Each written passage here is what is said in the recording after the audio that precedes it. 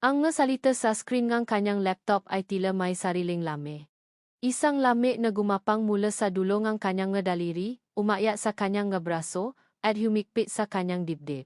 Subject: Notice of Indefinite Suspension. Napaluno si Althea Reyes, ngunit tila may isang malaking bato na nakabara sa kanyang lalamunan.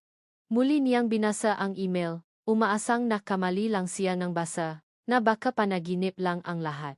Ngunit hindi na bago ang mga itim na letrang tila sumasaksak sa kanyang pakataw. Misuse of professional ID. Gross medical error.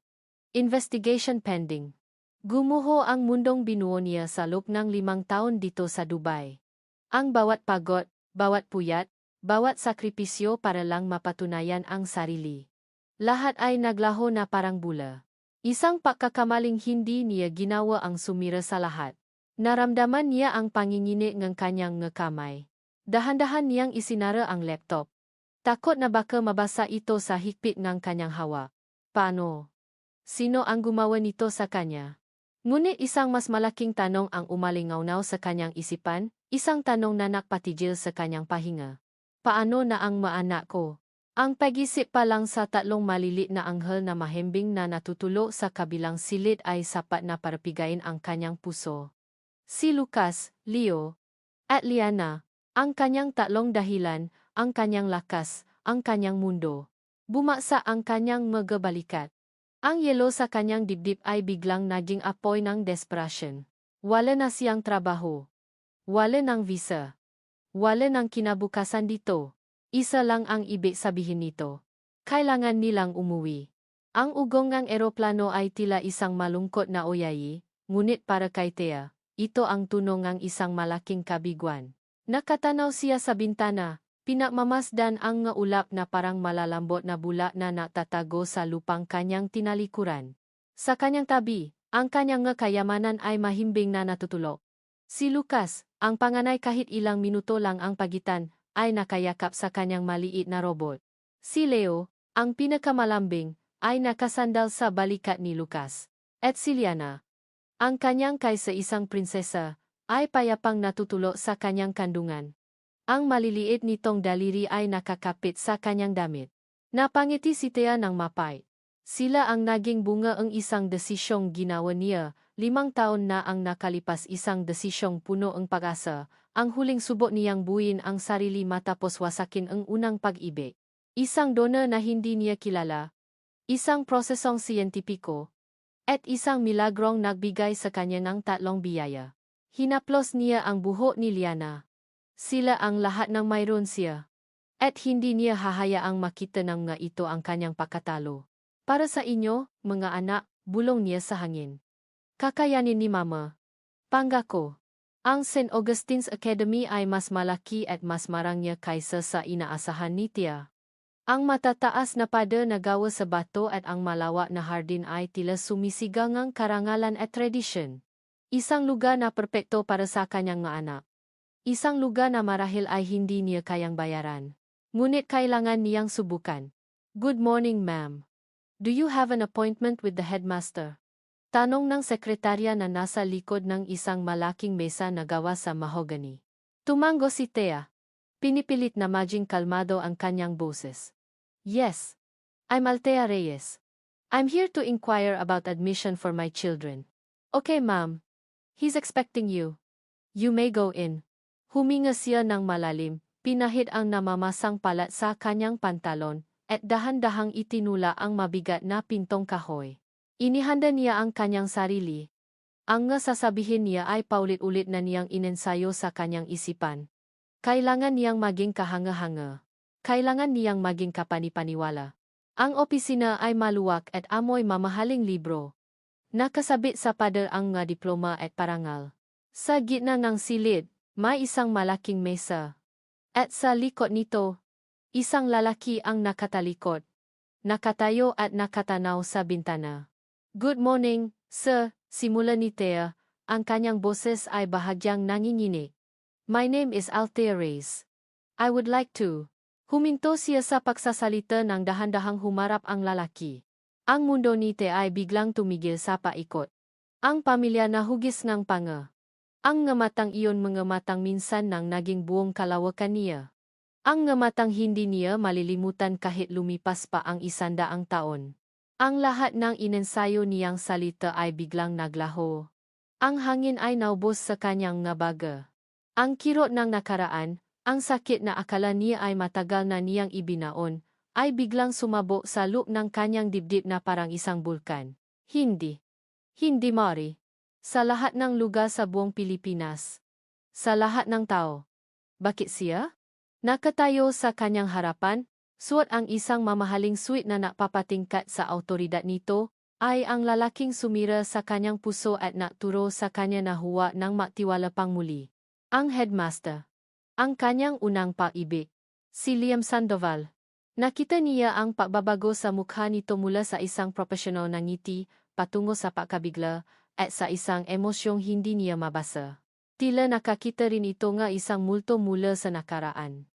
Ang katahimikan sa pagitan nila ay mabigat, puno nga tanong na hindi nasagot at mga sakit na hindi nagilom. Si Liam ang unang nakabawi ng poser. Tumayo ito ng tuwid. Ang kanyang mukha ay naging isang blankong maskara, ngunit ang kanyang nga mata ay hindi may tago ang pagkagulat. Ang boses niya, nang sa wakas ay lumabas, ay malami at formal, isang tunog na napakalayo sa pamilya na tinik na minsan, ay bumubulong ng pangako sa kanya. Tia, anong ginagawa mo rito? Ang tanong ni Liam ay binitawan na parang isang simpleng kataga, ngunit para sa kanya, iyon ay tumama na parang isang malakas na sampal. Sa isang iglap, ang lahat ng dahilan kung bakit siya naroon ang kanyang anak, ang kanilang kinabukasan ay tila naglaho. Ang natira na lang ay ang bigat ng 8 taon na puno ng sakit at katahimikan sa pagitan nila. Pinilit niyang lunukin ang bara sa kanyang lalamunan. Kailangan niyang maging profesional. Hindi para sa kanya, kundi para sa 3 batang naghihintay sa labas. Liam, sagot niya, sinisikap na panatilihing matata ang kanyang boses. Headmaster Sandoval, nandito ako para mag-inquire tungkol sa admission. Nakatitik lang si Liam, ang kanyang mga mata ay sinusuri ang bawat pulgada ng kanyang mukha, na parabang sinusubukang hanapin ang babaeng iniwan niya o ang babaeng nang iwan sa kanya. Ang tensyon sa silid ay halos hinihiwa ang hangin. Nang sa wakas ay umupo si Liam, tila isang hari na bumalik sa kanyang trono. Ipinatong niya ang kanyang makamay sa mesa, pinakrus ang madaliri. Isang kilos na napapakita ng kontrol. Isang kilos na nagsasabing siya ang may kapangyarihan dito. Maupo ka. Tea. Sabi niya. Ang kanyang tono ay bumalik na sa pagiging formal. Sumunod si Tea. Bawat galaw niya ay tila mabigat at pinaisipan. Sa pag-upo niya, naramdaman niya ang pagbabago sa lahat. Hindi na ito ang Liam na kilala niya, ang binatang nangangarap kasama niya sa ilalim ng mga puno sa unibersidad. Ito ay si Mr. Sandoval, ang headmaster. At siya, si Ms. Reyes, isang ina na nakikiusap. Nagsimula ang interview. Pilit niyang sinagot ang bawat tanong ni Liam ng may kumpiyansa, ngunit alam niyang pareho silang hindi nakikinig sa masalita. Ang kanilang mga isipan ay naglalakbay pabalik sa nakaraan, sa mga alaalang tawanan, mga pangako, at ang masakit na paghihiwalay na sumira sa kanilang dalawa. Pagkatapos ang ilang minuto na parang walang katapusan, tumayo si Liam. Sige. Tea. Papasukin mo ang mga anak mo. I want to meet them. Nakahinga siya ng maluwag. Iyon na ba iyon? Ganon lang kadali? Lumabas siya ng opisina, ang puso niya ay kumakabog. Pagbalik niya, kasama na niya ang 3 munting figura na sabik na sabik. Sa pagpasok pa lang ng bata, tila nakbago ang hangin sa loob ng opisina. Ang lamig at tensyon ay napalitan ng init at ingay. Wow! Ang laki ng office mo, sir. Sabi ni Lucas, ang kanyang mamata ay bilo na bilo habang tinitingnan ang mga libro sa estante. Hello po. Mahining sabi ni Leo. Bahagyang nagtatago sa likod ni Tia. Si Liana naman, buong tapang na lumapit sa mesa ni Liam. Are you the boss here? Tanong nito. Ang kanyang ulo ay bahagyang nakatagilid. Isang bagay ang nagbago sa mukha ni Liam. Ang maskara ng pagiging profesional ay bahagyang gumuho. Isang maliit, halos hindi mahahalata, nangiti ang sumilay sa kanyang ngalabi habang tinitingnan niya ang tatlong bata. Nagsimula siyang magtanong. Kinakausap niya ang bawat isa. Pinahanga siya ng talino ni Lucas sa math, ng pagkahiling ni Leo sa pagguhit, at lalo nang ang katapangan ni Liana. May kung anong koneksyon ang nabuo sa pagitan nila, isang bagay na pamilya, isang bagay na hindi may paliwanag ni Thea. Nang matapos ang interview, tumayo si Liam. They are bright kids, Thea. Very impressive. Tumingin siya sa mga bata. Welcome to St. Augustine's Academy. Gusto sanang umiyak ni Thea sa sobrang tuwa at ginhawa. Ngunit pinigilan niya ang sarili. Salamat, Liam. Salamat. Tanging nasabi niya. Mr. Sandoval, pagtatama nito. Ngunit ang kanyang mga mata ay nagsasabi ng ibang kwento. Habang papalis sila, naramdaman ni Thea ang mga mata ni Liam na nakasunod sa kanila, partikular na sa tatlong bata. May lungkot sa mga matang iyon, isang uri ng pangungulila na hindi niya maintindihan. Nang may sara na ang pinto, ang lakas na ipinakita ni Liam ay biglang naglaho. Napasandal siya sa kanyang mesa, ang kanyang tuhod ay tila nang hina. Thea. Ang pangalan ay umalingaw-ngaw sa kanyang isipan. Bumalik lahat. Ang tamis ang kanilang pagmamahalan, ang paieng paglisan nito. 8 taon siyang nagtanong kung bakit. 8 taon siyang sinisisi ang sarili. At ngayon heto siya, biglang bumalik sa kanyang buhay, may daladalang 3 bata. Manyaonak niya. Napaupo siya sa kanyang silya. Ang isipan ay gulong-gulo. Bakit ganito kasakit na makita siyang muli? Bakit parang may kung anong humihila sa kanya sa mga batang iyon? May kakaiba sa kanila. Sa mata ni Lucas. Sa ngiti ni Leo. Sa tapang ni Liana. Biglang tumuno ang kanyang telepono. Nakita niya ang pangalan sa screen, Tita Elena. Huminga siya ng malalim bago sumagot. Hello, Tita. Liam. Iho. Kumusta ang araw mo? Tanong ng pamilya na boses, puno ng pagmamahal. Okay lang po, Tita. Bushi lang sa ma-enrollees, pagsisinungaling niya. Hindi niya alam kung bakit, ngunit ayaw niyang malaman ng kanyang Tita Elena na nakita na sila ni Thea. Iyon ay isang kabanatang kanyang buhay na gusto niyang isara na lang. Napatuloy ang kanilang usapan tungkol sa mga bagay-bagay sa eskwelahan at sa negosyo. Ngunit ang isip ni Liam ay lumilipat. Nang matapos ang tawag, bumalik ang kanyang tingin sa application forms na iniwan ni Thea. Pinagmasdan niya ang mga litrato ng 3 bata. Kinuha niya ang form ni Lucas, at doon niya napansin ang isang bagay na nakaligtaan niya kanina. Father's name. N. A.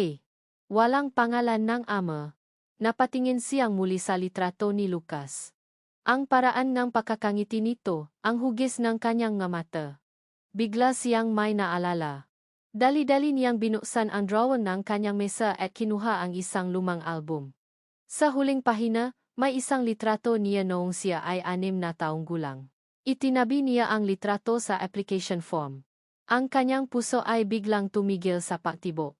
Ang batang nasa litrato at ang batang nasa lumang album ay halos makamukha. Ang parehong ngiti. Ang parehong nga mata. Ang parehong paraan ng pagtsawi ng kilay. Isang malamig na pakiramdam ang gumapang sa kanyang buong katawan. Isang imposibleng ideya. Isang nakakabaliw na pagdududa. Napatingin siya sa kawalan. Ang kanyang pahinga ay mabigat. Hindi. Hindi mari. Isa lang itong nakataon. Ngunit habang tinititigan niya ang 2 litrato, isang tanong ang nagsimulang mabuo sa kanyang isipan. Isang tanong na nahati ng takot at isang kakawang kislap ng pag-asa. Possible ba? Ang unang araw ng pasukan ay dumating na may halong kaba at pananabik para kay Thea. Habang inaayos niya ang mga uniforme nina Lucas, Leo, at Liana, isang bahagi niya ang nakakaramdam ng tagumpay. Narito sila, papasok sa isang magandang eskwelahan. Nakaya niya. Nagawa niya. Ngunit ang kabilang bahagi niya ay puno ng pangamba. Ang eskwelahang ito ay mundo ni Liam. Bawat sulok, bawat pasilyo, ay paalala ng kanyang presensya. Isang paalala ng nakaraang pilit niyang tinatakasan. Sa gate ng St. Augustine's, naramdaman agad ni Thea ang matang nakatitis sa kanila. Ang kanyang 3 anak na makakamuha ay agaw pansin. Ngunit ang ngatingin ay mas naging mapanuri nang mapansin ng ibang nga ina na siya lang maisang nagatit sa mga ito. Narinig niya ang mahihinang bulungan, salitang hindi para sa kanyang pandinig ngunit sapat na para maramdaman niya. Single mother yata. Kawawa naman yung nga bata. Tatlo pa naman. Ang hirap niyan. Napalunok si Thea. Hinikpitan ang hawak sa maliliit na kamay ng kanyang nga anak. Ngumiti siya sa kanila.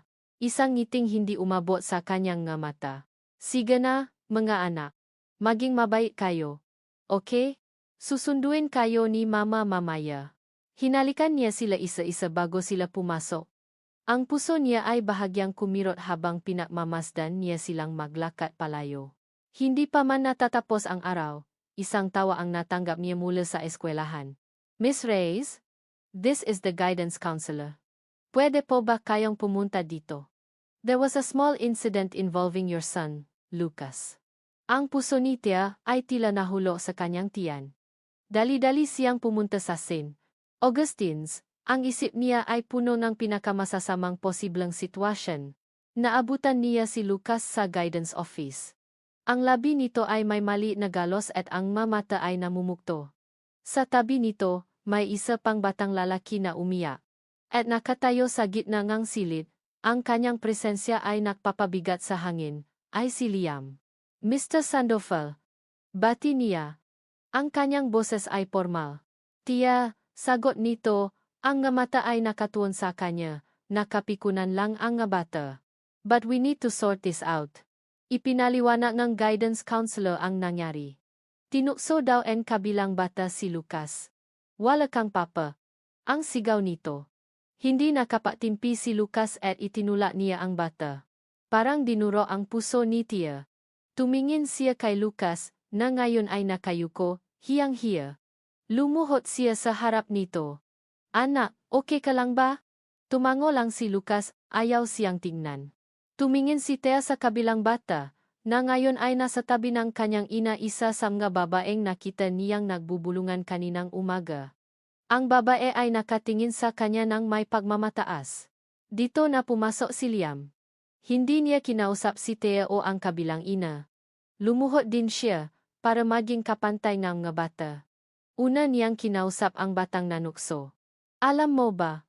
Masakit ang manukso. Mahinahon niyang sabi.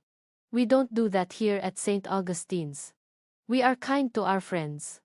Mag-sorry ka kay Lucas, okay? Pagkatapos ay bumaling siya kay Lucas. Ang kanyang boses ay mas lalong lumambing. Lucas, matapang ka para ipagtanggol ang sarili mo. Pero hindi natin sinasaktan ang iba. Next time, kapag may nang-asar sayo, sabihin mo agad sa teacher mo. Can you do that for me? Tumango si Lucas, sa wakas ay nagangat ng tingin. Napatulala si Thea. Ang paraan ng pakikipausap ni Liam sa mga bata, lalo na kay Lucas, ay puno ng paunawa at kabaitan. Isang bagay na hindi niya inaasahan. Isang bagay na nakparamdam sa kanya ng kakawang pahanga at kirot ng sabay. Natapos ang usapan ng payapa. Nagsori ang mabata sa isa't isa. Habang palabas sila ng opisina, sinubukan siyang kausapin ni Liam. Thea, sandali. Ngunit umiling lang si Thea at namamadaling umalis, hila-hila ang kamay ni Lucas. Masyado ng maraming emosyon para sa isang araw. Gabi na. Ang tatlong anghel ni Thea ay nasa kani-kanilang kama na. Tapos na ang hapunan, tapos na ang kwentuhan. Si Lucas ay tila nakalimutan na ang nangyari kanina, abala sa kanyang ngalaruan. Si Leo ay tahimik na nakukulay sa kanyang coloring book. Umupo si Thea sa kama ni Liana para ayusin ang kumot nito. Mama! Mahinang tawa ni Liana. Yes, baby? Ang nga mata ni Liana, malaki at punongan inosenteng kuryosidad, ay tumiti sa kanya. Mama, sino po ba talaga ang papa namin? Ang tanong ay simple. Ang tanong ay diretso. Ngunit para kay Thea, iyon ang pinakamabigat na tanong sa buong mundo.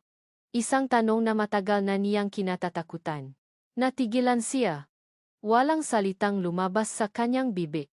Ano ang isasagot niya? Nagaling sila sa isang test tube. Na ang kanilang ama ay isang estranghero na may codename sa isang folder? Paano niya ipapaliwanag ang isang bagay na kahit siya ay hirap unawain? Naramdaman niya ang pag-init ng kanyang mga mata. Ang lahat ng pagod, lahat ng sakit, lahat ng takot na kanyang kinikimkim ay tila gustong kumawala. Hindi niya napansin na napatigil sa paglalaro si Lucas at napahinto sa pagit si Leo. Ang dalawa pa niyang anak ay nakatingin na rin sa kanya, naghihintayang sagot. Tatlong pares ng magamatang nagtatanong. Tatlong maliliit na pusong naghahanap. Wala siyang naisagot. Niyakap na lang niya si Liana ng mahigpit. At di nagtagal, naramdaman niya ang pajakap din nina Lucas at Leo mula sa kanyang likuran. Sa gitna ng kanilang group hug, isang butil ngang luha ang pumata mula sa kanyang nga mata. Tahimik siyang umiyak. Ayaw niyang makita ngang nga anak niya ang kanyang kahinaan. Sa labas ng bahagyang nakabukas na pinto ng kanilang kwarto, nakatayo si Liam. Bumalik siya para isauli ang wallet ni Tia na naiwan sa guidance office. Narinig niya ang lahat. Narinig niya ang tanong ni Liana. Nakita niya ang pananahimik ni Tia. Nakita niya ang pajakap ng mga bata. At ngayon, nakikita niya ang tahimik na pag-iyak ng babaeng minsan niyang minahal ng buong buhay niya. Isang matinding kirot ang tumusok sa puso ni Liam. Isang kirot na mas matindi pa sa sakit ng paiwan sa kanya nun. Ito ay sakit para kay Thea. At isang hindi may paliwanag na sakit para sa tatlong batang iyon. Nakatayo lang siya ron sa dilim. Hindi makagalaw. Ang wallet sa kanyang kamay ay tila naging napakabigat. Ang imahe ni Thea na umiyak habang yakap-yakap ang tatlong bata ay nakatata na sa kanyang isipan, isang palaisipan na kailangan niyang buuin, isang lihim na kailangan niyang malaman ang kasagutan. Hindi iginalaw ni Liam ang kanyang mga paa. Nakatayo lang siya sa dilim sa labas ng pintuan ni Thea. Ang wallet nito ay tila isang mabigat na piraso ng bakal sa kanyang kamay. Ang imahe na tatlong bata na nakayakap sa kanilang umiyak na ina ay paulit-ulit na umikot sa kanyang isipan, isang eksenang mas masakit pa kaysa sa sarili niyang wasak na puso. Sino pa ba talaga ang papa namin? Ang tanong ni Liana ay isang matulis na punyal na bumaon hindi lang sa puso ni Thea, kundi pati na rin sa kanya. Ang bigat ng tanong na iyon, at ang bigat ng katahimikan ni Thea, ay isang bagay na hindi niya kayang talikuran. Dahan-dahan siyang tumalikot, ang bawat hakbang ay mabigat. Hindi niya kayang kumatok. Hindi niya kayang harapin si Thea ngayon. Hindi habang ganito kagulo ang kanyang isipan. Maingat niyang inilagay ang wallet sa ibabaw ng kanilang maliit na planter box sa tabi ng pinto. Isang tahimik na paksasauli. Pagpasok niya sa kanyang kotse, napasandal siya sa manibela. Ang pagkakatulad ni Lucas sa kanyang litrato noong bata pa siya, ang tanong ni Liana, ang sakit sa mga mata ni Thea. Lahat ng ito ay mapiraso ng isang palaisipan na hindi niya maintindihan. Isang bagay lang ang sigurado. Hindi na siya maring manatiling tahimik. Kailangan niyang malaman ang totoo. Kinabukasan ang unang ginawa ni Liam ay tawagan ang kanyang matalik na kaibigan mula pa noong kolehiyo, si Dr. Marco Villanueva, isang respetadong obstetrician-gynecologist. Marco, pare, bushi ka ba? Tanong ni Liam, sinisikap na maging kaswal ang kanyang tono. Para sa iyo, hindi, sagot ni Marco sa kabilang linya. Anong atin? May problema ba si Katrina? Huwag mong sabihing buntis na. Biro nito. Hindi natawa si Liam. Hindi, pare. Wala sa kanya. May itatanong lang sana ako. Isang hypothetical na sitwasyon para sa isang kaibigan. Ziga. Shoot. Huminga ng malalim si Liam. Kung ang isang babae, sabihin nating taga Laguna, ay gustong sumailalim sa in vitro fertilization malimang 6 na taon na ang nakalipas, saan sa tingin mo ang mapinakaposibleng klinik na pupuntahan niya? Natahimik si Marco sa kabilang linya, tila pinoproseso ang kakatwang tanong. IVF? Depende, pare. Kung may budget, malamang sa mga high-end clinics dito sa Manila. Mas mataas ang success rate. Kung medyo gipit, may mas murang option din, pero yung nga high-end. Anong nga pangalan ang naisip mo? Pakpuputo ni Liam, hindi may tago ang pagkasabi sa kanyang boses. Well, may tatlong nangunguna nun. St. Luke's, Medical City, at yung pinaka-eksklusibo. Yung bagong bukas pa lang nun, ang New Life Fertility Center. Sige, pare. Maraming salamat. Malaking tulong to, sabi ni Liam. Teka, sigurado ka bang para sa kaibigan mo yan? Tanong ni Marco, may halong pagdududa. Parang seryoso ka masyado. Mahabang kuwento, pare. Salamat ulit. Ibababa na sana ni Liam ang tawa nang bigla siyang may naalala. Marco, isa pa pala. Pwede mo bang i-check kung may record ang isang Altia Reyes sa mga klinik na yan? Confidential pare. Between us. Narinig ni Liam ang pakbuntong hininga ni Marco. Liam, alam mong hindi basta-basta yan. Passion confidentiality. Please, pair. Importante to. Ang desperasyon sa boses ni Liam ay hindi may kakaila. Sige. Susubukan ko. Pero wala akong may papangako, sagot ni Marco bago ibaba ang tawa. Kinahapunan, habang recess, pinanot ni Liam ang mga bata mula sa bintana ng kanyang opisina. Ang kanyang mga mata ay nakatuon lamang sa tatlong magkakapatid. Nakita niya si Leo na tahimik na nakdo-drawing sa isang bench, si Liana na nakikipagabulan sa mga bago nitong kaibigan, at si Lucas. Si Lucas ay nakaupo sa damuhan, seryosong pinamamasdan ang isang langgam na may bitbit na maliit na dahon. Ang no nito ay bahagyang nakakuno sa konsentrasyon. Napahawa si Liam sa sarili niyang no. Ganon-ganon ang ginagawa niya kapag siya ay malalim na nag-isip. Paulit-ulit siyang sinasabihan nun ang kanyang ina na itigil iyon dahil magmumuha siyang matanda. Ang makita ang parehong kilos sa isang batang hindi niya halos kilala ay napadala ng kuryente sa kanyang buong katawan. Hindi ito ordinaryong pagkakahawi. May mas malalim dito. Biglang tumuno ang kanyang telepono. Si Tita Elena. Liam, iho. Tumatawa lang ako para kumustahin ka, malambing na sabi nito. Nabalitaan ko sa isa sa mga board members na may malit na gulo daw sa guidance office kahapon. Are you okay? Napapikit si Liam. Siyempre. May mamata at tainga ang kanyang tiyahin sa lahat ng dako. Okay lang po, tita. Away bata lang. Naayos na po namin. Mabuti naman kung ganun. By the way, kumusta na pala ang bagong enrollees? Ang maanak ni Althea. Ang paraan ng pagbikas ni Tita Elena sa pangalan ni Thea ay maingat, ngunit may diin.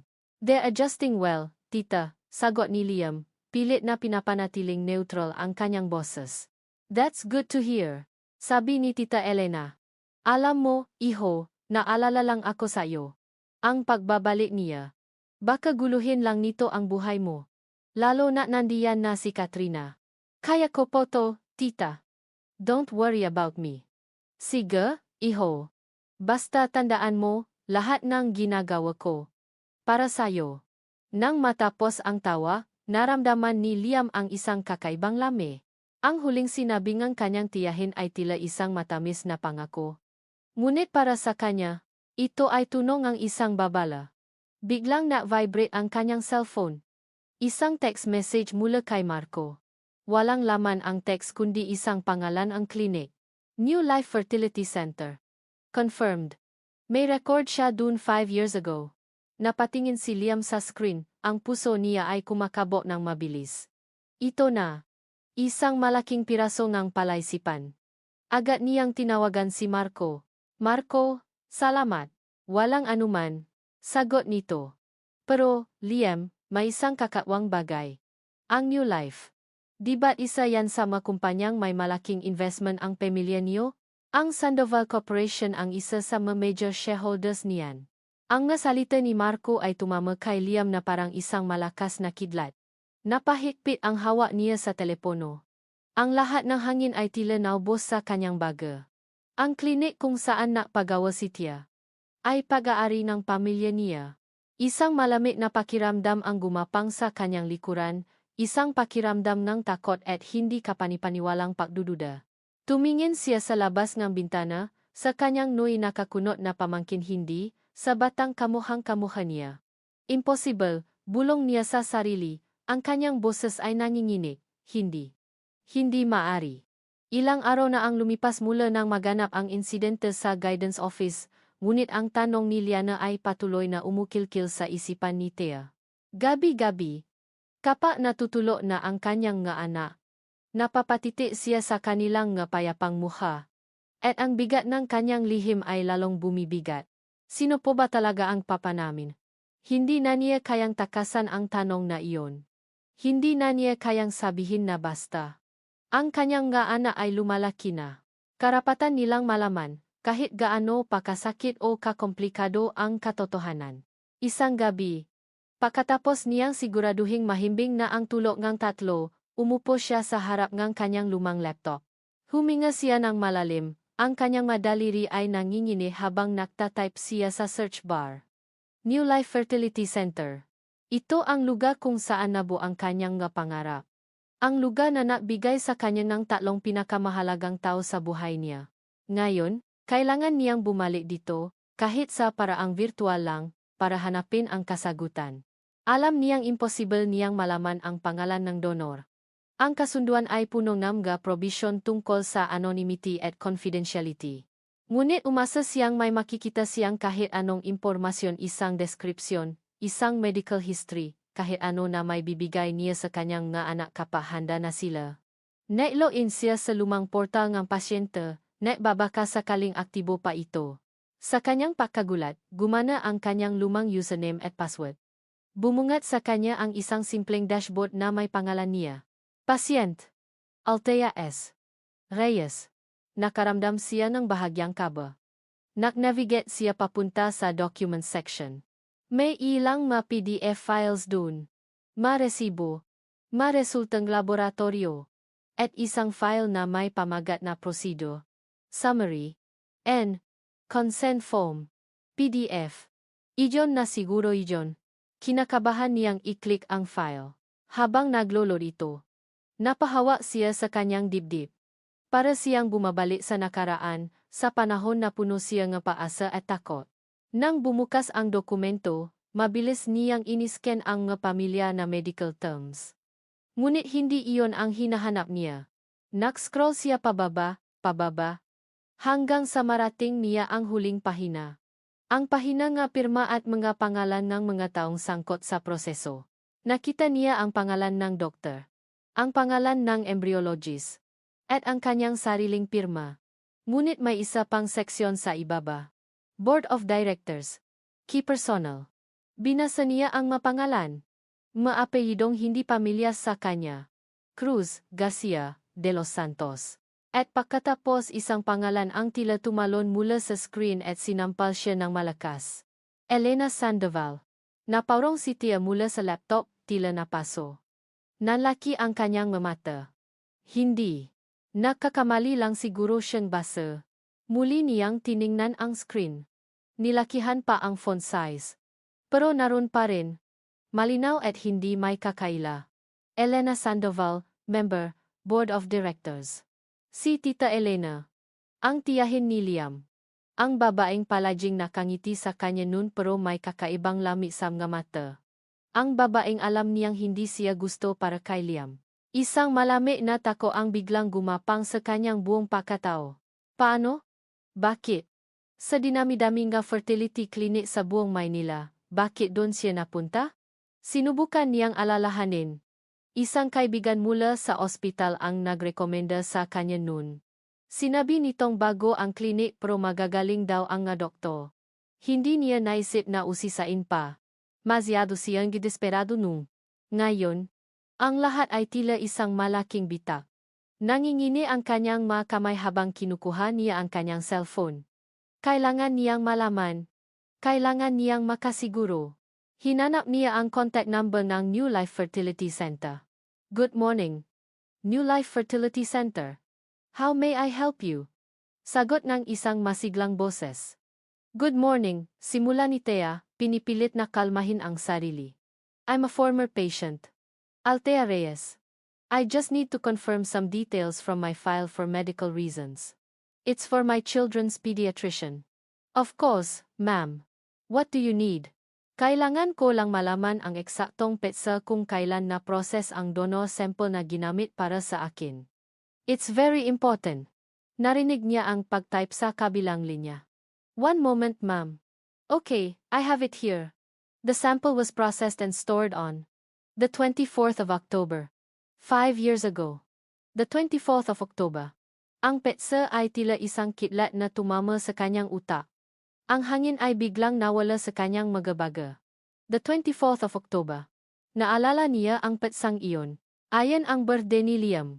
Naalala niya dahil noong araw na iyon, 5 taon na ang nakalipas, nakita niya sa isang social media post ang malitrato ng isang malaking selebrasyon. Isang pati na inihanda ni Tita Elena para kay Liam. Ang dugo ni Tia ay tila naging yelo. Ang klinik ay pag-aaring pamilya. Sandoval. Ang sampel ay naproses sa mismong karawan ni Liam. Hindi. Hindi ito maaring maging isang nakataon lang. Ito ay masyadong perpekto. Masyadong kalkulado. Isang nakakakilabot na hinala ang nabuo sa kanyang isipan. Isang hinala na napaka-impossible, napaka-belief, ngunit sa lahat ng mapirasong hawak niya ngayon, ito na lang ang tanging posibleng kasagutan. Si Tita Elena. Napatayo si Thea. Ang kanyang puso ay kumakabo na parang tambol. Ang kanyang pahinga ay mabilis at mababaw. Ang babaeng iyon. Ang babaeng iyon ang may kagagawan ngang lahat. Kinuha niya ang kanyang susi. Kailangan niyang puntahan ang babaeng iyon. Kailangan niyang marinig mula mismo sa bibig nito ang katotohanang unti-unti nang sumisira sa kanyang pagkatao. Ang pagmamaneho ni Thea papunta sa subdivision kung saan nakatira ang mga Sandoval ay tila isang panaginip. Ang kanyang makamay ay mahigpit na nakakapit sa manibela. Ang kanyang mamata ay nakatuon sa daan. Ngunit ang kanyang isipan ay nasa ibang lugar lumilipat sa pagitan ng galit, pagkalito, at isang matinding takot sa katotohanang malapit na niyang harapin. Ang mansyon ng mga Sandoval ay kasing lawa at kasing engrande ngang kanyang naalala. Para itong isang palasyo na nagbabantay sa napakaraming lihim. Naalangan siyang bumabang ng kotse. Paano kung nakakamali lang siya? Paano kung pinaglalaruan lang siya ng kanyang imahinasyon? Ngunit ang mapiraso ngang palaisipan ang pangalan ni Tita Elena sa board. Ang petsa na tumukma sa kaarawan ni Liam ay masyadong malinaw para balewalain. Huminga siya ng malalim at buong tapang na naglakad papunta sa malaking pinto. Isang kasambahay ang nagbukas. Sino po sila? Ay, nahanap ko si Mrs. Elena Sandoval, sabi ni Thea. Ang kanyang boses ay mas matatak kaysa sa kanyang nararamdaman. Sabihin niyo, si Althea Reyes. Nakita niya ang bahagyang pagkagulat sa mukha ng kasambahay bago ito tumango at umalis. Ilang saglit pa, lumabas si Tita Elena, ang kanyang mukha ay nakpapakita ng perpektong halo ng pagkagulat at pag-aalala. Thea, Ija, anong ginagawa mo dito? May problema ba? Malambing na tanong nito, akmang yayakapin siya. Ngunit umatras si Thea. Kailangan po nating mag-usap. Ang ngiti sa mukha ni Tita Elena ay dahan-dahang naglaho, napalitan ng isang maingat na ekspresyon. Iginiya siya nito papasok sa isang marangyang sala. Maupo ka. Ano ba ang problema? Hindi umupo si Thea. Nanatili siyang nakatayo, ang kanyang postura ay matigas. New Life Fertility Center, simula niya, binibitawan ang mga salita na parang nabato. Isa po pala kayo sa board of directors doon. Nakita ni Tia ang bahagyang pagbabago sa mga mata ni Tita Elena, isang kislap ngang pagkataranta na mabilis din nitong itinago. Ah, oh, isa lang iyon sa mga investments ng pamilya. Bakit mo naitanong? October 24, patuloy ni Tia, hindi pinapansin ang tanong nito. Ayon po ang kaarawan ni Liam. At ayon din po ang petsa kung kailan na process ang dono sample na ginamit sa akin. Sa pagkakataong ito, hindi na naitago ni Tita Elena ang pagkagulat sa kanyang mukha. Bahagya itong napaurong. Tia, hindi ko maintindihan ang sinasabi mo. Nakakataon lang siguro ang lahat. Nakakataon. Tumawa si Tia, isang tawang walang bahit ng saya. Masyado pong perpekto ang pagkakataon, Tita. Masyadong planado. Kaya sabihin niyo po sa akin ang totoo. Kayo po ba ang may pakanan nito? Ang katahimikan na sumunod ay nakakabingi. Si Tita Elena ay nakatitig lang sa kanya, ang kanyang mukha ay namumutla. Ang kanyang gakamay ay nagsimulang manginig, sabihin niyo po sa akin. Paulit ni Thea. Ang kanyang boses ay nagsisimula ng manginig sa galit. Kayo po ba ang dahilan kung bakit ang nga anak ko? Kung bakit sila? Hindi niya matapos ang sasabihin. Biglang bumaksa ang mga balikat ni Tita Elena. Ang postura ng isang makapangyarihang matriarch ay biglang naglaho. At ang natira ay isang matandang babae na tila pinaksakluban ng langit at lupa. Ang maluha ay nagsimulang mamo sa kanyang mga mata. Oh, bulong nito. Ang boses ay basag. Ako nga. Ang pag-amin ay tumama kay Tia na parang isang malakas na sampal. Kahit na inaasahan na niya ito, ang marinig ang masalita ay ibang klase ng sakit. Napahawa siya sa sandalan ng sofa para suportahan ang sarili. Bakit? Tanong ni Tia, ang kanyang boses ay punong pait. Bakit niyo ginawa to? Dahil mahal ko si Liam. Sagot ni Tita Elena, ang kanyang boses ay tumaas, puno ng desperasyon. Dahil sa loob ng 8 taon, nakita ko siyang nagdusa. Nakita ko siyang maging anino ang dati niyang sarili mula no umalis ka. Araw-araw, sinisisi ko ang sarili ko sa ginawa ko sa inyo noon. Anong ginawa niyo noon? Tanong ni Tia, lalong naguluhan. Dito na tuluyang humagulgol si Tita Elena. Sa pagitan ng kanyang ngahikbi, ikinuwento niya ang lahat. Ako ang may kagagawan kung bakit ka umalis. Ayaw kitang para sa kanya noon. Masyado kang simple. Masyado kang mahirap. Kaya gumawa akong paraan. Binayaran ko ang isang babae para mapanggap na girlfriend niya, para masaktan ka, para iwan mo siya. Parang bombang sumabog sa pandinig ni Tia ang revelasyon. Ang sakit na binitbit niya sa loob ng 8 taon, ang paniniwalang niloko siya ni Liam, lahat ay kasinungalingan. Lahat ay isang palabas na isinulat at idinirek ng babaeng nasa harapan niya. Kaya nang malaman kong naghahanap ka ng paraan para makaanak, patuloy ni Tita Elena, at sa klinik pa na pag-ari namin. Nakita ko ito bilang isang pagkakataon. Isang paraan para itama ang pagkakamali ko. Isang paraan para pagbigyan ang tadhana.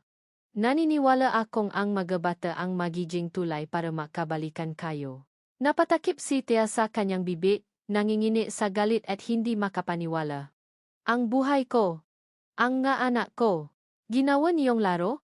Isang proyekto para ayusin ang konsensya niyo? Hindi. Ginawa ko to dahil mahal ko kayo. Sigaw ni Tita Elena. Ginawa ko to para sa pamilya. Para kay Liam. Ang hangin sa silid ay tila naubos. Si Tia ay nakatayo lang doon, tulala, sinusubukang iproseso ang lahat. Ang kanyang buong buhay. Ang pinakamalaking sakit at ang pinakamalaking biyaya ay resulta pala ng manipulasyon ng isang tao. Sa gitna ng tensyonadong katahimikan, isang tuno ang bumasa dito ang pakbukas ang pinto endo sala. Isang pamilya na boses ang narinig. Tita? Nandito na ako. May dala akong. Natigilan si Liam nang makita ang eksena. Si Tia. Nakatayo at nanginginig sa galit. Ang kanyang Tita Elena. Umiyak ng walang tigil. Ang isang buket ng bulaklak na dala niya ay tila nawalan ng kulay. Tia? Tita? Anong nangyayari dito? Tanong niya. Ang kanyang mamata ay nakpapalipat-lipat sa dalawang babae. Walang sumagot. Ngunit sa huling hikbi ni Tita Elena, isang pangungusap ang kumawala mula sa bibig nito, isang pangungusap na nakpabagsak sa mundo nilang tatlo. Kaya si Liam ang tunay na ama ng anak mo. Ang buket ng bulaklak ay bumaksak mula sa kamay ni Liam. Ang mga talulot ay kumalat sa mamahaling sahig na parang mga patak ng dugo. Ang kanyang mukha ay blanko, puno ng hindi makapaniwalang pakabigla. Ang kanyang mata ay dahan-dahang napatingin kay Tia, naghahanap ng kasagutan ng pagtanggi ang kahit ano. Ngunit ang nakita niya lang sa mga mata nito ay ang parehong sakit at pagkawasak na nararamdaman niya ngayon. Ang nga salita ang kanyang Tita Elena ay umalingaw sa loob ng marangyang sala, ngunit sa pandinig ni Liam, ang nga ito ay isang pagsabo na nakpaguho sa buong mundo niya. Si Liam ang tunay na ama ng anak mo. Ama. Siya ay isang ama. Ang buket ng mga bulaklak ay basta na lang nakawala sa kanyang kamay. Ang tunog ng pagbaksak nito sa sahi ay ang tanging ingay na bumasa sa nakakabinging katahimikan. Napatingin siya sa manakalat na bulaklak magputing rosas na dapat sanay simbolo ng kapayapaan, ng isang bagong simula. Ngayon, para itong mga labi ng isang malagim na trahedya. Dahan-dahan, ang kanyang isipan ay nagsimulang kumonekta. Ang pagkakahawi ni Lucas. Ang tanong ni Liana. Ang pangalan ng Sandoval sa klinik. Ang pag-iwas ni Thea. Lahat ng ito ay mapiraso na hindi niya magawang buuin, at ngayon, ibinigay sa kanya ng kanyang tiyahin ang huling piraso, isang pirasong sumira sa buong larawan. Ang una niyang naramdaman ay hindi galit, kundi isang matinding pakalito. Tumingin siya sa kanyang tita Elena, ang babaeng naalaga sa kanya, ang naging pangalawang ina niya. Tita, anuwan? Anong sinasabi niyo? Ngunit nang makita niya ang pagkakasala sa mga mata nito, ang pakalito ay mabilis na naging isang nag-aalap na apoy ng galit. Isang galit na hindi niya panaramdaman sa buong buhay niya. Bakit, tita? Sigaw niya, ang kanyang boses ay biglang pumailan lang. Puno ngang sakit at pagkakanulo. Bakit niyo ginawa to sa akin? Sa amin. Pagkatapos, bumaling siya kay Thea. Umaasa siyang makakita nga kahit anong senyales na hindi ito totoo. Ngunit ang nakita niya sa mga mata nito ay hindi pakalito. Nakita niya ang isang matinding galit na nakatutok sa kanya. Kasabwat ka ba dito? Sigaw ni Thea. Ang bawat salita ay isang akusasyon na tumusok sa kanyang puso. Alam mo ba to? Kaya ba bigla mo na lang tinanggap ang mga anak ko sa eskwelahan mo? Ito ba ang plano niyo? Hindi. Sagot ni Liam, ang kanyang makamay ay umangat na parang sumusuko. Thea, wala akong alam dito, maniwala ka. Ngayon ko lang din nalaman ang lahat. Sinubukan niyang lumapit, ngunit umatras si Thea na para bang siya ay isang salot. Ang patanggi sa mga mata nito ay mas masakit pa sa 1,000 sampal. Maniwala? Tumawa si Thea ng mapait. Paano ako maniniwala sa isang Sandoval? Lahat kayo, manloloko. Ang tiyahin mo. Ninakaw ang nakaraan ko. At ikaw. Ikaw at ang pamilya mo. Gusto niyong nakawin ang mga anak ko. Ang bawat salita ay isang suntok. Ninakaw ang nakaraan? Ano ang ibig niyang sabihin? Ngunit wala siyang oras para itanong. Ang sakit at galit sa mukha ni Thea ay sapat na para malaman niyang wala ng puwang para sa mapaliwanag. Sa mga mata nito, siya ang kontrabida. Siya at ang kanyang pamilya. Hindi, Tia, please. Pakinggan mo ako. Pagmamakaawa niya. Ngunit umiling lang si Thea. Ang kanyang mata ay nagbabaga. Tapos na tayong mausap. Hindi ko hahayaang mapalapit ka. O sinuman sa pamilya mo. Sa mga anak ko. Hinding-hindi. Pagkasabi nun, mabilis siyang tumalikod at naglakad palabas ng mansyon, hindi man lang lumingon. Ang pag-alis niya ay kasing bilis at kasing sakit ng pag-alis niya 8 taon na ang nakalipas. Ngunit ngayon, doble ang bigat. Dahil hindi lang ang babaeng mahal niya ang nawala. Nawala rin ang 3 batang hindi man lang niya nakilala bilang kanya. Nang maksara ang pinto, tila lahat ng lakas sa katawan ni Liam ay nawala. Napaluhod siya sa sahig, sa gitna nga nakalat na talulot ng rosas. Ang kanyang pahinga ay mabigat. Ang kanyang dibdib ay masikip. Liam. Iho. Patawarin mo ako. Humahagulgol na sabi ni Tita Elena, lumalapit sa kanya. Ginawa ko lang to para sayo, para maging masaya ka. Ngunit hindi siya pinakinggan ni Liam. Hindi niya ito tiningnan. Ang kanyang nga mata ay nakatitik sa kawalan, sa pintong nilabasan ni Tia. Blanco. Walang emosyon. Wasak. Sa isang iglap, nalaman niyang siya ay isang ama. At sa parehong iglap, ipinakay ito sa kanya. Nahanap niya ang isang pamilya, at nawala rin ito sa kanya sa parehong hininga. Ang katahimikan sa marangyang sala ay mas mabigat na ngayon. Punong gigat ng isang buhay na ninakaw, isang pag-ibig na winasak, at isang pamilyang isinilang at namatay sa loob lamang ng ilang minuto. Ang nga araw na sumunod sa pagsabok sa mansyon ng nga Sandoval ay impyerno para kay Thea. Ang bawat gising niya sa umaga ay may kasamang mabigat na bato sa kanyang dibdib. Ang galit, ang sakit, at ang takot ay nahahalo-halo sa loob niya hanggang sa hindi na niya malaman kung ano ang dapat maramdaman. Galit kay Tita Elena sa pagmamanipula sa kanyang buhay. Sakit para sa 8 taon na inakala niyang niloko siya ni Liam. At isang matinding, nakakaparalisang takot-takot na baka kunin nga Sandoval ang kanyang nga anak. Mayaman sila. Makapangyarihan sila. At si Liam.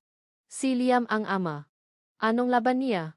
Isang ina na walang trabaho at may questionableng record mula sa Dubai? Ang takot na ito ang natula sa kanya na kumilos. Nahanap siya ng isang maliit na law office at nakpakonsulta. Ang sinabi ng abogado ay lalong napabigat sa kanyang dibdib. Mahirap ang kaso mo, Ms. Reyes. Sabi ng matandang abogado. Ang batas ay karaniwang pabor sa pakilala ang isang bata sa kanyang tunay na ama. Kung mapapatunayan nilang si Mr. Sandoval nga ang ama, may karapatan siya sa mga bata. Kahit hindi ko kagustuhan ang nangyari? Halos pabulong na tanong ni Tia. Ang kapakanan ng mga bata ang laging tinitingnan ng korte, sagot ng abogado. At ang pagkakaroon ng amang may kakayahang sumuporta ay malaking bagay.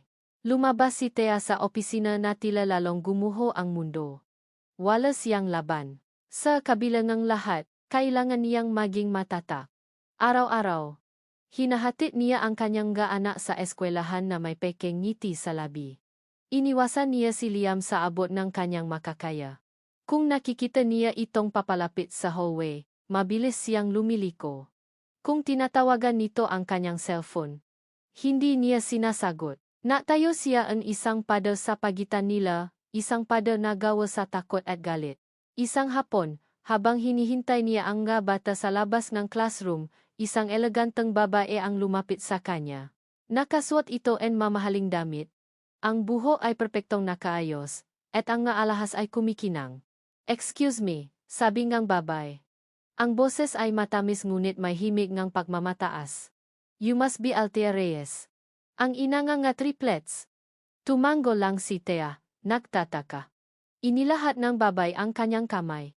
"I'm Katrina David, Liam's fiancé." Ang salitang fiancé ay tumama kay Thea na parang isang malakas na sampal. Fiancé. Siyempre. Imposibleng naghihintay lang si Liam sa kanya sa loob ng 8 taon. Naramdaman niya ang isang kakatwang kiro sa kanyang dibdib, isang kiro na mabilis niyang iwinaksi. Wala na siyang karapatang masaktan. Tinanggap niya ang kamay ni Katrina. "Nice to meet you." "You too," sabi ni Katrina. Ang nga mata nito ay sinusuri siya mula ulo hanggang paa. Ang ngiti nito ay hindi umabot sa kanyang nga mata. "I've heard so much about you. And your unique situation." Naramdaman ni Thea ang pahiwatig sa mga salita ni Katrina. Hindi ito isang simpleng pagpapakilala. Ito ay isang pagmamarka ng teritoryo. Sakto namang lumabas si Liam mula sa kanyang opisina. Nakita niya ang dalawang babae na makasama, at ang mukha niya ay biglang naging tensyonado. "Katrina? Thea? Anong?" "Oh, hi, darling." Masayang bati ni Katrina, mabilis na lumapit kay Liam at kumapit sa braso nito na puno ng pagmamayari. "I was just introducing myself to Thea. Ang ganda ang mga anak niyo, ha? Lalo na si Lucas. Kamukhang kamukha mo nung bata ka." Ang sinabi ni Katrina ay tila isang patalim na sinadyang ibaon sa puso ni Thea. Nakita ni Thea ang pagkataranta sa mga mata ni Liam. "Katrina, let's talk in my office," sabi ni Liam. Pilit na hinihila ito. Ngunit bago sila umalis, bumaling si Katrina kay Thea, isang matamis na ngiti ang nakapaskil sa kanyang mukha. "It was nice meeting you, Thea. We should have coffee sometime." Habang pinagmamasdan niya silang maglakad palayo, naramdaman ni Thea ang isang bagong uri ng panganib. Hindi ito ang legal na panganib mula sa mga abogado. Ito ay isang panganib na mas personal, mas tusong. Kinagabihan, habang nasa banyo siya para magilamos, nagulat siya nang bumukas ang pinto at pumasok si Katrina. Ang ngiti nito kanina ay tuluyan nang naglaho. "Long time no see, Thea," sabi nito. Ang boses ay malamig na. "Hindi ko akalain na dito kita makikita." Bilang isang single mother, biglang naalala ni Tia. Katrina David. Ang pangalan ay pamilya? Siya yung nurse na kasabayan niyang napromote sa Dubai. Ang babaeng palaging may inggit sa kanyang nga mata sa tuwing napupuri siya ng kanilang nga superiors. "Ikaw," bulong ni Thea. "Ako nga," sagot ni Katrina, isang mapanuyang ngiti ang sumilay sa kanyang mga labi. "Ang mundo ay malit, di ba? Akalain mo, ang karibal ko sa trabaho noon ay karibal ko na rin pala sa pag-ibig ngayon." "Wala akong interes kay Liam," mabilis na sagot ni Thea. Talaga ba? Tumawa si Katrina. Pero may tatlong maliliit na rason ka para magkaroon ng interes sa kanya. At sa praniya, huwa kang mag-alala, Tia. Hindi ako kasing tanga ng iba. Alam ko ang ngagalawan mo. Lumapit si Katrina. Ang kanyang boses ay naging isang mapanganib na bulong. Kaya pakinggan mo to. Layuan mo si Liam. Layuan mo ang pamilya niya. Dahil kung hindi, baka may madi inaasahang impormasyon tungkol sa iyo ang makarating sa Board of Directors ang eskwelahang ito. Gets mo? Tinitigan ni Tia si Katrina, ang takot sa kanyang dibdib ay napalitan ng isang nag-aalap na galit. Ngunit habang naglalakad si Katrina palabas ng banyo, may isa pa itong huling sinabi, isang pangungusap na nakpabagsak sa lahat ng tapang na sinubukan niyang ipunin. Dubai. I wonder if Liam knows what really happened in Dubai. Naiwan si Tia na nakatayo doon, nanginginig. Ang babaeng ito, hindi lang siya karibal sa pag-ibig. Siya ang demonyong sumira sa kanyang buhay. At ngayon, nakbalik ito para tapusin ang lahat. Ang ngasalita ni Katrina ay isang lason na dahan-dahang kumalat sa sistema ni Tia. Hindi na siya makatulog ng mayos. Ang bawat tunog ng telepono ay napapakaba sa kanya. Ang bawat tingin ng ibang mga magulang sa eskwelahan ay tila isang panghuhusga. Dubai. Ang salitang iyon ay isang multo na bumalik para usigin siya. Ngayon, alam na niya. Si Katrina. Si Katrina ang may pakana ng lahat. Siya ang gumamit ng kanyang ID. Siya ang naksabotahe sa kanya. At ngayon, hawak nito ang katotohanang iyon na parang isang matulis na espada na nakatutok sa kanyang lik. Pinilit niyang huwag magpapekto. Pinilit niyang maging normal para sa kanyang nga anak. Ngunit ang bigat sa kanyang dibdib ay parang isang malaking bato na hindi niya maalis. Isang umaga, habang naghahanda siya para ihatid ang gabata, nakatanggap siya ng isang email. SUBject. Urgent meeting. Office of the Vice Principal. Ang kanyang puso ay nagsimulang kumabo ng mabilis. Dinala niya ang mga bata sa kanilang classroom at dumiretso sa opisina ng Vice Principal, isang matandang babae na kilala sa pagiging istrikto. Good morning, Miss Reyes.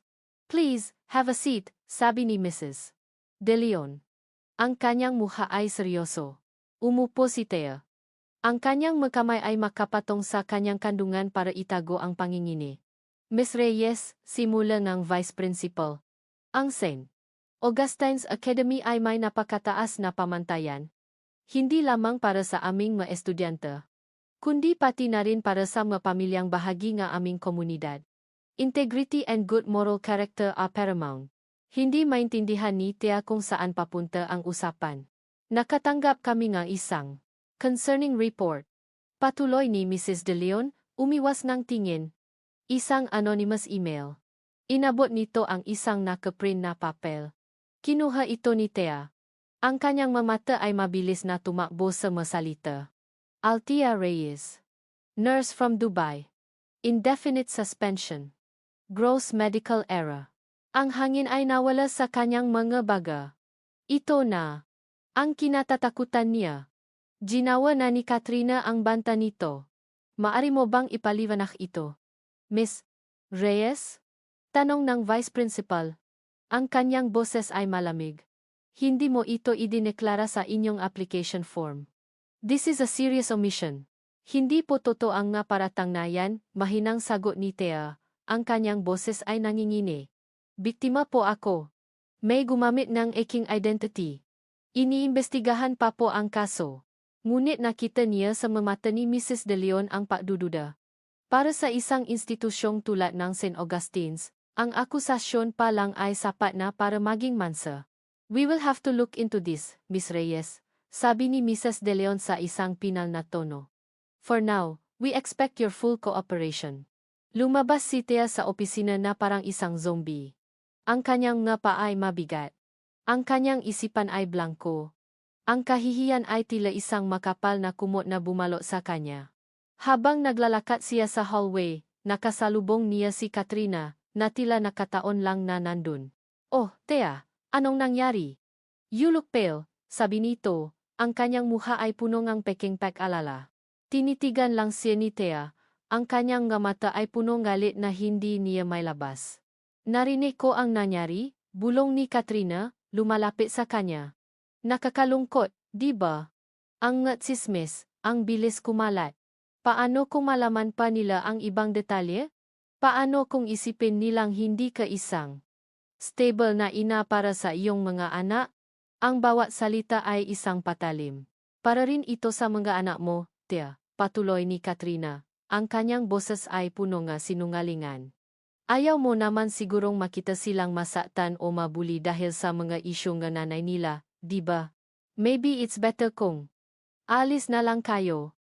Humanap ngang lugar kung saan walang nakakakilala sa inyo. Ang mungkahi ay tila isang makatwirang solusyon, ngunit alam ni Thea na ito ay isang pagtataboy. Isang paraan para tuluyan na siyang mawala sa buhay ni Liam. Bumalik si Thea sa kanilang maliit na inupahang bahay na tila pasan ang buong mundo. Umupo siya sa sahig ng sala, niyakap ang kanyang nga tuhod. Nabigo siya. Nabigo siyang protektahan ang kanyang nga anak. Dinala niya sila dito para sa isang mas magandang buhay, pero siya pa mismo ang nagdala ng gulo. Ang kanyang nakaraan ay hinahabol sila. Tiningnan niya ang laruan na nakakalat sa sahig. Ang drawing na nakadikit sa pader. Ang maliliit na sapatos sa may pinto. Ang maito na lang ang mayroon siya. Ilang oras siyang nakaupo doon, sa gitna ng katahimikan, hanggang sa may kumatok sa pinto. Isang delivery man. May inabot itong isang brown envelope. Nangingini ang magkamay ni Thea habang binubuksan ito. Sa loob, may isang formal na liham. Galing sa isang kilalang law firm. Cease and desist. Formal notice. Relinquish custody of the minor children, Lucas, Leo, and Liana Sandoval. Failure to comply will result in a formal lawsuit citing your professional misconduct in Dubai and questioning your fitness as a mother. Ang nga salita ay lumabo sa harap ng kanyang nga mata dahil sa mga luhang na simulang mamuo. Hindi lang siya tinatakot ni Katrina. Sinasagat na siya nito. Pinipilit siyang isuko ang sarili niyang nga anak. Ang pader na kanyang itinayo ay tuluyan ng gumuho. Ang tapang na kanyang ipinipilit ay nawala na. Ang paasa na kanyang pinanghahawakan ay dinuro na. Napahagulgol si Thea, isang iyak na punong sakit, galit, at isang matinding, nakakabali na kawalan ng pag-asa. Nasa pinakamababang punto na siyang kanyang buhay. Wala na siyang kakampi. Wala na siyang mapupuntahan. Lahat ay mawawala. Ilang araw nang hindi pinapansin ni Liam ang matawag at text ni Katrina. Ang isip niya ay abala sa isang bagay lamang, si Thea at ang tatlong batang anak niya. Ang bawat paiwas ni Thea sa huwing eskwelahan ay parang isang maliit na patalim na tumutusok sa kanyang dibdib. Naintindihan niya ang galit nito, ang takot nito, pero hindi niya alam kung paano sisimulang ayusin ang isang gusot na hindi naman siya ang gumawa. Ang pagkaalam na si Katrina ang babaeng malapit na niyang pakasalan ay may kinalaman sa paghihirap ni Tia noon sa Dubai ay isang hinalang hindi niya maalis sa kanyang isipan. Ang paraan ng pagsabi nito ng Dubai noong huli silang makita ay tila isang susi sa isang madilim na silid na kailangan niyang buksan. Kaya kumilos siya. Tinawagan niya ang isang pinsan ng kanyang ama na may mataas na posisyon sa isang malaking kumpanya sa Dubai. Humingi siya ng pabo. Isang simpleng pabo na maring sumira sa lahat ng kanyang nalalaman. Paki-check mo lang kung sino ang nakaduty na kasama ni Althea Reyes noong araw na nangyari ang insidente, sabi niya sa telepono. At kung maari, alamin mo kung may isang Katrina David na nagtatrabaho din doon. Habang hinihintay ang sagot, pinilit niyang kausapin si Katrina. Nakita sila sa isang mamahaling restaurant, isang lugar na pinili ni Katrina, puno nga taong abala sa kanilang nga marangyang buhay. Liam, darling. I was so worried. Hindi ka sumasagot sa tawa ko, sabi ni Katrina. Ang kanyang boses ay puno ng pekeng paalala habang hinahawakan ang kanyang kamay sa ibabaw ng mesa. Ngumiti si Liam. Isang ngiting hindi umabot sa kanyang nga mata. Sorry. I've been busy. Huminga siya ng malalim. Katrina. I've been thinking about Tia. Nakita niya ang bahagyang pagbabago sa ekspresyon ni Katrina. Oh, what about her? Kawawa naman siya, di ba? Patuloy ni Liam, pinapanood ng mabuti ang reaksyon nito. Imagine, Masisira ang career mo dahil lang sa isang pagkakamali. Dahil lang nakalimutan mong i-log out ang account mo sa system ng ospital.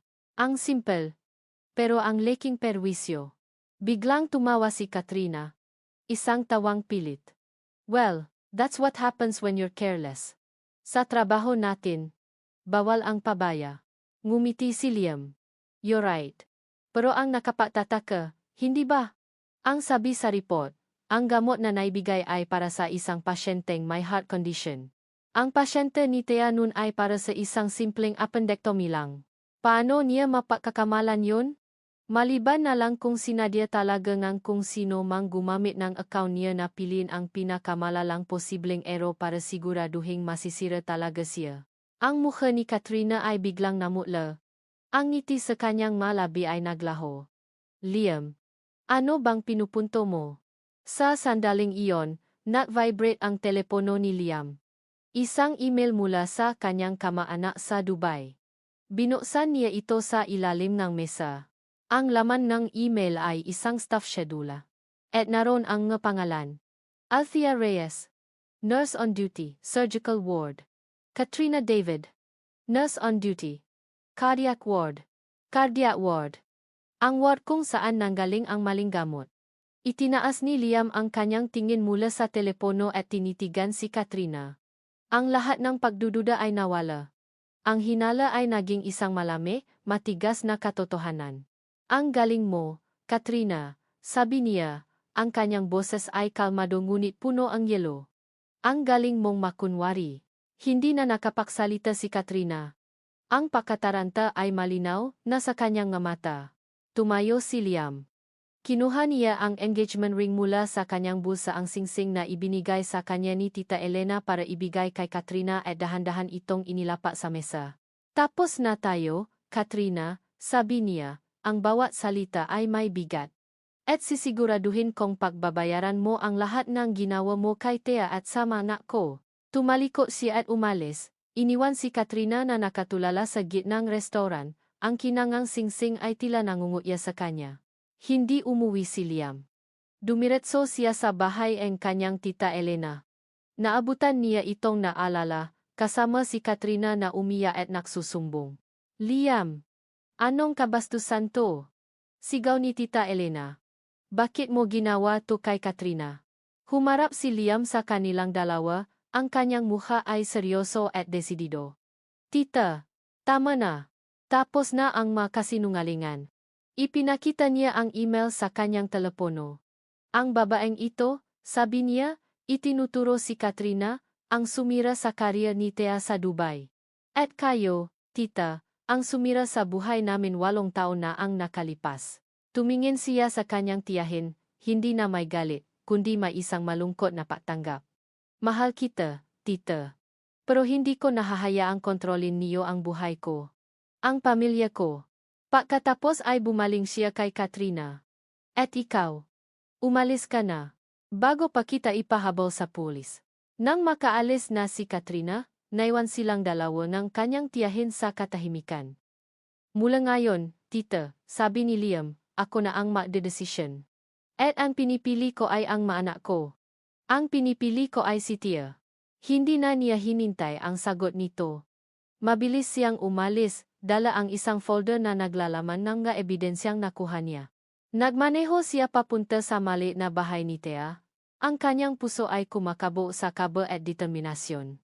Naabutan niya itong nakaupo sa sahig ng sala, ang kanyang mukha ay basang-basang ang luha, hawa ang isang legal na dokumento. Mukha itong wasak. Mukha itong sumuko na. Hindi nasalita si Liam. Dahan-dahan siyang lumapit at inilapa ang folder sa harap nito. Napaangat ng tingin si Thea. Ang kanyang mata ay puno ng pagod at kawalan ng paasa. Dahan-dahan niyang binuksan ang folder. Sa loob, nakita niya ang staff schedule mula sa ospital sa Dubai. Nakita niya ang pangalan. Nakita niya ang koneksyon. Tumingin siyang muli kay Liam, naguguluhan.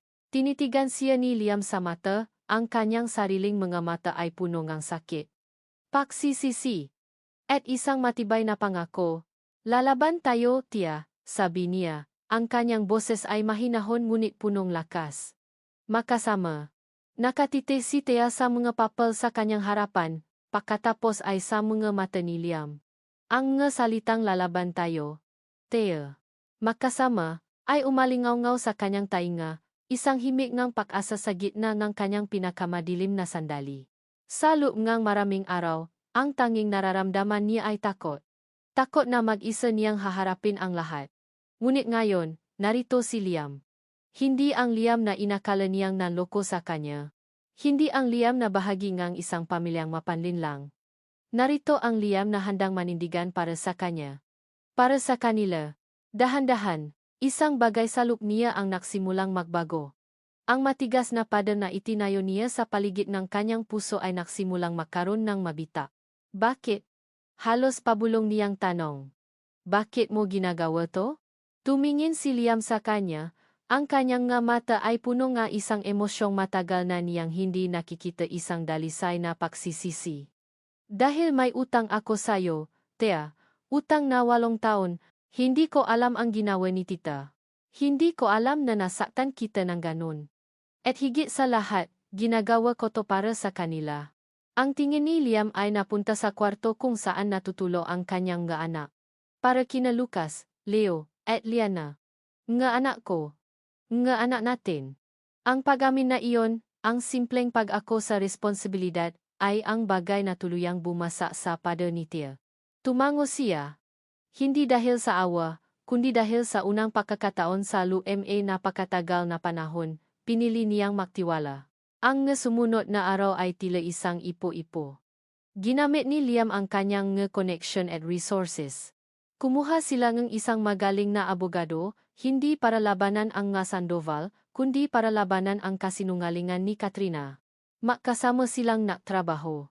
Gabi-gabi, pagkatapos matulog ng mga bata, nakaupo sila sa maliit na lamesa sa kusina ni Thea, pinaaralan ang nga dokumento, pinatatapi-tapi ang nga ebidensya. Sa magabing iyon, hindi sila dating makasintahan na may masakit na nakaraan. Sila ay isang team. 2 magulang na lumalaban para sa kanilang pamilya. Nakita ni Thea ang ibang side ni Liam. Ang pagiging desidido. Ang pagiging matalino. At higit sa lahat, ang walang sawang paalala nito. Nagdadala ito ngang pagkain. Tinutulungan nito ang mabata sa kanilang homework. Isang beses, naabutan niya itong natuturo kay Lucas kung paano magtali ng sapatos. Ang kanyang muka ay puno ng pasensya at pagmamahal. Sa mga sandaling iyon, nakikita niya ang ama na dapat sanay nakilala ng kanyang mga anak mula pa noon. Dumating ang araw ng pahuhukom. Isang online conference call ang isinagawa kasama ang board of directors ng ospital sa Dubai, si Thea, si Liam, at ang kanilang abogado. Inilata nila ang lahat ng ebidensya ang staff schedule. Ang testimonya ng isang IT personnel na nagpapatunay na may ibang na-login sa account ni Thea. At ang isang bagong tuklas na ebidensya. Isang CCTV footage na napapakita kay Katrina na palihim na pumapasok sa nurses station ng surgical ward nung gabi ang insidente. Nang ipakita ang footage, gumuho si Katrina. Umamin siya sa lahat, umiyak at nagmamakaawa. Pagkatapos ng tawag, isang nakakabinging katahimikan ang bumalot sa kanila. Tapos na. Nanalo sila. Nakatanggap si Thea ng isang formal na email and apology mula sa ospital. Ang kanyang lisensya ay ibabalik. Ang kanyang pangalan ay malinis na. Sa halip na tuwa, ang naramdaman ni Thea ay isang matinding ginhawa. Isang paglaya mula sa isang napakabigat na pasanin. Tumingin siya kay Liam, na nakangiti sa kanya. Salamat, Liam, sabi niya, at sa pagkakataong ito ay puno ng sinseridad. Ngumiti si Liam. We did it. Kinagabihan, may isang hindi inaasahang bisita. Si Tita Elena. Makisa itong dumating. Ang kanyang mukha ay punong hiya at pagsisisi. Thea, Liam, sabi nito, ang boses ay nandinig. Nandito ako para humingi ng tawad. Tiningnan ni Thea si Liam. Nakita niya sa mga mata nito na oras na para harapin ang huling multo ng kanilang nakaraan. Umupo silang tatlo sa sala. Walang sigawan. Walang sumbatan. Hindi po namin makakalimutan ang sakit, tita, sabi ni Thea, ang kanyang boses ay kalmado. Ang 8 taon na nawala sa amin, hindi na may babalik yon. Pero, tumingin siya sa pintuan ng kwarto ng mga bata. Pero para sa mga bata, kailangan nating magsimulang magilom. Kailangan nating magpatawad. Ang maluha ay bumaksak mula sa mga mata ni Tita Elena. Patawad, mga anak. Patawad. Nang gabing iyon, pagkatapos umalis ni Tita Elena, naiwan silang dalawa ni Liam sa labas ng bahay, nakatingin sa mga bituin. Tia, sabi ni Liam, hinawakan ang kanyang kamay. Alam kong masyado pang maaga. Alam kong marami pa tayong kailangang ayusin. Pero gusto kong malaman mo. Humarap siya kay Tia, ang kanyang nga mata ay seryoso. Gusto kong bumawi sa inyo. Sa mga anak natin. Gusto kong maging pamilya tayo. Isang tunay na pamilya. Hindi siya naglabas ng singsing. Hindi ito isang marangyang proposal. Ito ay isang simpleng pangako. Isang alok ng isang bagong simula. Ngumiti si Tia. Isang tunay na ngiti na sa wakas ay umabot na sa kanyang nga mata. Magsimula tayo sa umpisa, Liam. Bago pumasok si Tia sa loop, may inyabot sa kanya si Tita Elena kanina na hindi nakita ni Liam. Isang makapal na photo album. Pagbukas niya nito, nakita niya ang malitrato ni Liam nung bata pa ito. Mula sa pagiging sanggo, hanggang sa pagiging isang batang may kulot na buhok at malaking ngiti. Sa huling pahina, may isang sulat kamay na mensahe mula kay Tita Elena. Para makilala niyo siya. Para makilala siya ng apo ko. Niyakap ni Tia ang album. Ito na ang simula. Ang simula ng kanilang pahilom. Lumipas ang ilang buwan. Ang hangin ng Pasko ay nagsisimula ng maramdaman. Para kay Tia, ang bawat araw ay isang biyaya. Ang bigat na matagal niyang pinasan ay tuluyan ng naglaho. Napalitan ng isang magaan na pakiramdam ng kapayapaan. Isang hapon, habang nahahanda siyang ng merienda para sa mga bata, isang opisyal na sulat ang dumating para sa kanya. Galing ito sa isa sa mga pinakamalaking ospital sa Maynila. Nangingini ang kanyang makamay habang binubuksan ito. Dear Miss Reyes, in light of your recent exoneration, we are pleased to offer you the position of head nurse for our pediatric ward. Napahawa si Tia sa kanyang bibig, ang ngaluha ngang ligaya ay nagsimulang pumata sa kanyang nga mata. Hindi lang paglilinis ng pangalan ang nakuha niya. Ito ay isang pakilala. Isang pagkakataong may papatuloy ang bagay na pinakamamahal niya. Mama, why are you crying? Tanong ni Liana. Lumalapit sa kanya. Ngumiti si Tia. At niyakap ang kanyang anak. These are happy tears, baby. Very happy tears. Samantala, gumawa rin ng isang malaking desisyon si Liam. Nag-file siya ng kanyang resignation bilang headmaster ng St. Augustine's. Sigurado ka ba dito? Iho? Tanong ni Tita Elena sa kanya isang hapon habang nakakape sila. Ang kanilang relasyon ay dahan-dahan nang naghihilom, puno ngang maingat na pag-usap at hindi sinasabing pangunawa. Tumango si Liam. Opo. Tita. Sa loob ng 8 taon, ang trabahong ito ang naging takbuhan ko. Dito ko ibinuhos lahat para makalimot. Pero ngayon, ngumiti siya. Ngayon, mayroon na akong dapat uwian. May pamilya na ako, sila muna ang priority ko. Ang pagtanggap ni na Lucas, Leo, at Liana kay Liam ay isang proseso. Noong una, siya ay si Sir Sandoval. Pagkatapos, naging Tito Liam.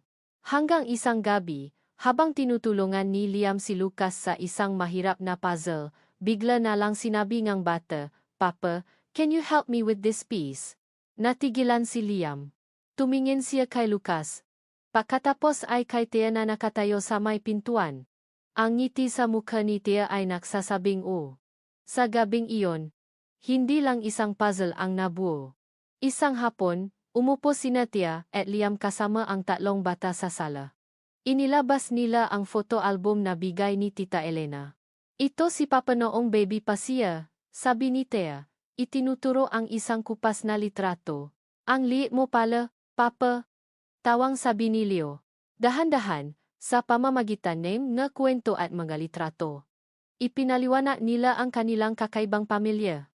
Walang itinago, ngunit ang lahat ay sinabi sa paraang puno ng pagmamahal. Ang pamilya natin ay parang isang puzzle, maanak, sabi ni Liam. Medyo magulo noong una, may mga nawawalang piraso. Pero ang importante, sa huli, nabuo rin tayo. At makakasama na tayo ngayon, niyakap sila ang tatlong bata. Sa gitna ng mahigpit na yakap na iyon, alam ni Tia at Liam na nasa tamang landas sila. Ang weekend bago magpasko, dinala ni Liam ang buong pamilya sa isang beach resort sa Batangas. Ito ang kanilang unang official na family trip. Habang papalubok ang araw, ang langit ay nagiging kulay kahel at rosas. Sina Lucas, Leo at Liana ay masayang nagtatakbuhan sa dalampasigan, nahahabulan sa maalon, ang kanilang nga tawa ay sinasabayan ng tunog ng dagat. Si Tia at Liam ay makahawak kamay na naglalakat sa likuran, pinagmamasdan ang kanilang maanak. Ang saya nila, sabi ni Tia. Isinasandal ang kanyang ulo sa balikat ni Liam. Masaya rin ako, sagot ni Liam, hinikpitan ang hawak sa kanyang kamay. Sa wakas, nahanap ko na ang kapayapaan. Tumingin siya kay Tia, ang kanyang mga mata ay puno ng pagmamahal na hindi nabawasan kahit lumipas pa ang maraming taon. Sa wakas, umuwi na ako. Ngumiti si Tia. Isang ngiting puno ng pagmamahal, pagpapatawad, at isang bagong simula. Tumingin siya sa lalaking kahawak kamay niya. Sa tatlong batang nakpapatunay ng kanilang pag-ibig. At sa papalubok na araw na nangangako ng isang mas magandang bukas. Welcome home, bulong niya. Ang pag-ibig ay hindi tungkol sa perpektong simula, kundi sa tapang na bumuo ang isang masayang wakas mula sa masirang piraso ang kahapon. At para sa kanila, ito pa lang ang simula ang kanilang walang hanggan. At dito nagtatapos ang kwento ni Tia at Liam, at nagsisimula ang kanilang bagong kabanata bilang isang buong pamilya. Mula sa kaibuturan ng aking puso, isang taos-pusong pasasalamat sa inyong lahat. Salamat sa inyong walang sawang pagsubaybay. Sa bawat paabang sa susunod na kabanata ng kanilang buhay. Habang isinusulat ko ang paglalakbay ni Tia at Liam, naramdaman ko ang kanilang bawat sakit, bawat pagdududa, at bawat munting kislap ng pag-asa. Naging bahagi kayo ang kanilang pagbangon, at naging inspirasyon ko kayo para bigyan sila ng isang karapat-dapat na pagtatapos. Ang kwentong ito ay isang paalala na ang tunay na pag-ibig ay hindi tungkol sa paghahanap ng isang taong perpekto. Ito ay tungkol sa pagtanggap sa mga basa na piraso ng isa-isa at sa tapang na buuin itong muli ng makasama. Ito ay tungkol sa pagpapatawad hindi lang sa mga taong nakasakit sa atin, kundi pati na rin sa ating masarili para sa mapagkakamaling nagawa natin. At higit sa lahat, ito ay isang kwento ng paasa. Na kahit gaano pa tayo winasa ng kahapon, palaging may pagkakataong bumangon, magilom, at muling magmahal. Ngayon, nais ko namang marinig ang inyong salobin. Anong bahagi ng kwento ang pinakatumatak sa inyong puso? Ano ang aral na baon ninyo mula sa paglalakbay ni Tia at Liam? Hihintayin ko ang inyong mga komento sa ibaba. Hanggang sa muli nating pakikita sa susunod na kwento ng pag-ibig at pag-asa. Nagmamahal. Pusong muling umibig.